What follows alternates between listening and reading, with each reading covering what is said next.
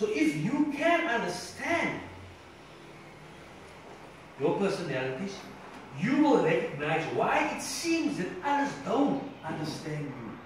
Verstaan julle vir my? As julle nog verstaan wie jy regtig is, jou personalities, hoe kan ek dit hoe ek?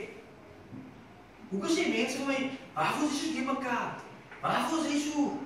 Want jy gaan verstaan. Jy gaan maar dit, en as ons die personalities jou gaat wys, jy kan maar sê, ons gaan jou identify. Ons gaan jou identify. Dat hy is, dat hy volgende week. But I want to speak now about the choleric. Who is the choleric? Choleric is a person with dominance. He will in charge. So I'm going to speak to you now about the choleric. I'm just going to read something to you about it, and then I'm going to explain it to you, okay?